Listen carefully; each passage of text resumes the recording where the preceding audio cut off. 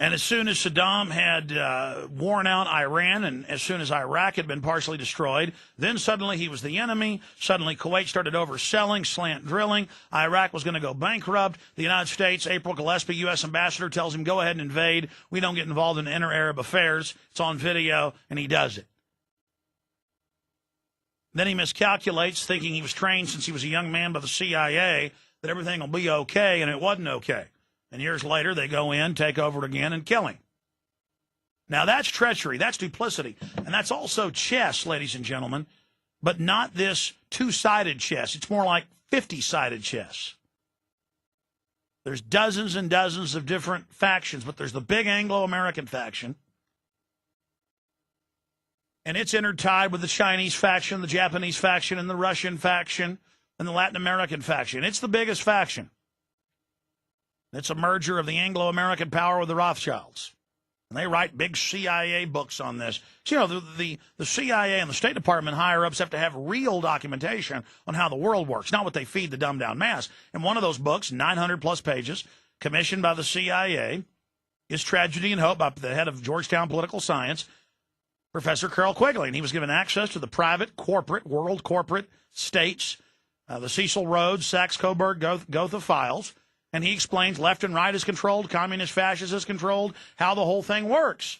And you can read a John Perkins book, you know, written 40 years later, called Confessions of an Economic Hitman, and how he worked for the NSA, and how he took orders from generals in the Pentagon, and how they take over third world countries and get them in debt, and how they're doing that to the United States.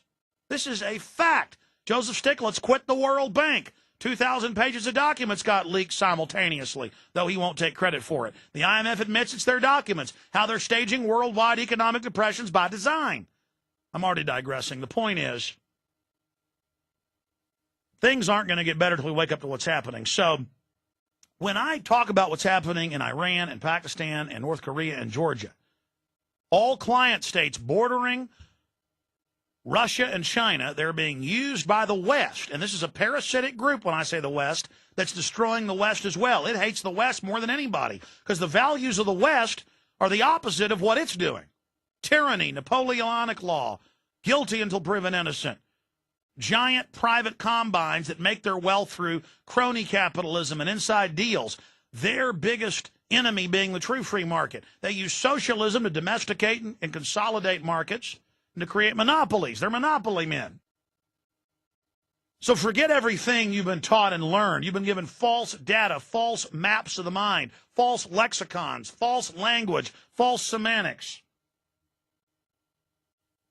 If you want to stop being gamed and being laughed at, learn how the world really works on record. I mean, David Rockefeller 4 years ago wrote a 400-and-something page book bragging through yeah, you bet I want to overthrow the U.S. and bring in a one-world government. I get charged that by the conspiracy theorists, and I say guilty as charged. They all write books. Former German chancellors like Helmut Schmidt and former secretaries of states like Zbigniew Brzezinski, now running foreign policy in the White House. They all write them calling you dumb idiots. Laughing, going, the dumb idiots will never read this, and we own the media, and they'll never see it. This is just our own private laugh. Ha, ha, ha, ha! It's so funny.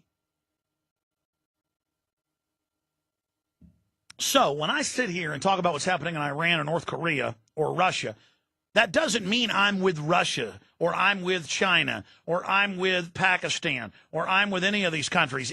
Human nature is the same. These are all corrupt elites as well. And if they had the power and the slickness of the British political mind merged up with the banking houses of the Rothschilds, if they had that shrewd aplomb and that diabolic equations of just incredibly wicked logic, then they would be in control. You understand? But it's all cold-blooded. It's all evil. The Iran leadership, corrupt and evil. The Russian leadership, corrupt and evil. The United States leadership, corrupt and evil. The Israeli leadership, corrupt and evil. The Saudi Arabian leadership, corrupt and evil. This is the paradigm I'm trying to explain to people, the real paradigm. And as long as they can all play different countries and different religions off against each other, the corrupt elites, the society of rogues, the society of con men, using sociology and psychology, will continue to stay in power. And their mindset is one of disdain and hatred for humanity, one of eugenics, one of population reduction. That's what they all hold in common, is their sadomasochistic, psychopathic behavior. They are all have the same spirit, the same mind, the same idea, whether they're Chinese or Jewish, whether they're German or Italian, whether they're Mexican or Inuit. And they get their power by playing us off against each other. And many of them are actually at each other's throats. North Korea is a great example of just out-and-out ancient tyranny, a Dark Ages state run by hereditary dictators calling themselves communist. I mean, if Kirk Watson was ever able to become president, the state senator here, who was just a mayor, you know, he'd end up having his grandson in military garb running around. I mean, he's already snatching land and trying to pass CPS bills where they can take your kids with no due process. You know, it's the same thing. If Lenin could have stayed in power forever, he'd have his great-grandson in power right now.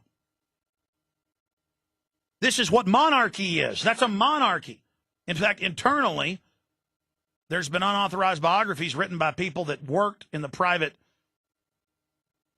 centers of Kim Jong-il. He is called the king, and his sons are called the princes. That's why the Queen of England makes me sick. She just had a great-great-great-great-great-great-great-great-great-great-grandpa who was a big fat Kim Jong-il murderer. Now she wears big gold crowns, and we all bow down to her. It's disgusting. I guess if there's 20 generations of Kim Jong-ils, I guess we'll bow down and worship them. I'm gonna keep explaining this, and your calls are coming up in about 20 minutes in the next hour. But I want to break down geopolitically what's happening and then get into a bunch of other news. But your calls are coming up. So I'm going to break this down, the key, when we get back. We are back live, and that is the intro to a video that's had millions of views online at YouTube alone, the final push for world government, and then it gets into about a 5-minute clip with myself and others. Very well done by that director. That was the voice of Carl Sagan there at the beginning, and that's powerful audio, but even more powerful video, so that's the final push for world government. Okay, let me just simplify this because of time, because I want to get to Robert, George, Robert, and many others that are patiently holding 877-590-5525 coming up. So when I sit here and break down what's happening between nations, remember, it's an international group of private corporations bigger than most governments. Of the 100 biggest economies, over 50, I'd always say 49, now it's 52. Last time I saw the government numbers on that, 52 of the world's biggest economies aren't countries, they're companies. People say, oh, well, let Walmart say you got to give an ID, and they register you when you buy ammo now, and then, of course, sell it to the feds, no doubt, a database of gun owners. Big deal, I'll buy it somewhere else. Yeah, but Walmart, soon there won't be anything else. Notice how they make more and more money as the economy implodes more and more. This is the parasite economy. This is the cannibal economy. But side issue. North Korea is another group of crooks. And so the slicker world government that's even more vicious in its real actions but has a better packaging, they say, oh, look, we got to have nuclear war. Oh, look at North Korea. You know, they're building nukes, so we've got to start stopping all their ships and searching them, which is a embargo, which is a blockade, which is an act of war. Remember doing that to the Soviets in the early 1960s with the Cuban Missile Crisis?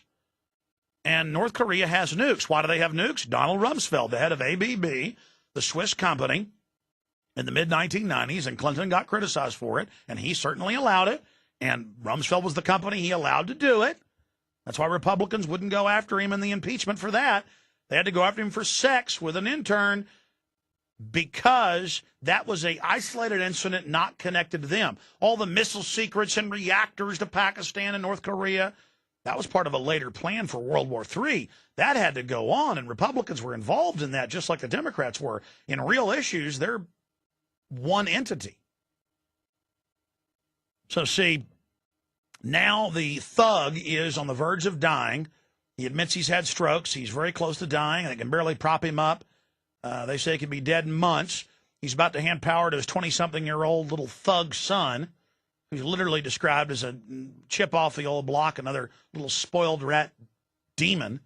I meant to say spoiled brat, but it's spoiled rat. But it's a good Freudian slip.